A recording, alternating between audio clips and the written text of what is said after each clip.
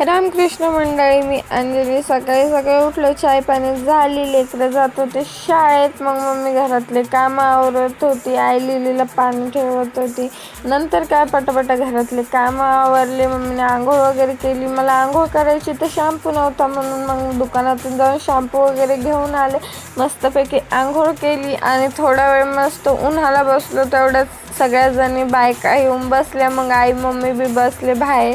नंतर जेवण केलं, थोडं उशिराच केलं आज जेवण केल्याच्या बाद मग काय थोड्या वेळाने लेकरं वगैरे सगळेजण घरी आले. मग 3:30 वाजता चाय पिली आणि चाय पिल्याच्या बाद 4 वाजता मस्त तुरीच्या शेंगा उकडल्या होत्या. मग सगळ्यांनी बाहेर बसून मस्तपैकी तुरीच्या शेंगा खाल्ल्या. थोड्या वेळाने आर्या बसला होता अभ्यास करायला, तर बोक्या त्याला करू देत नव्हतं. त्याच्यापाशी जाऊन माव माव माव करत होता.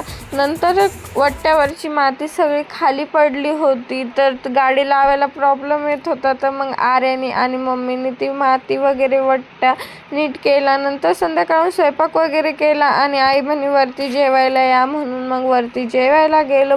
जेवण वगैरे केलं. ऋषान मी बसलो होतो TV बघत. नंतर खाली आल्यावर काय आर्या खूपच मस्ती करत होता आणि नंतर मग मी पण त्याच्यासोबत मस्ती करायला लागली. तर मम्मी ओरडत होती, म्हणे खूप जास्त झालं म्हणे तुमच्या दोघं बहीण भावाला.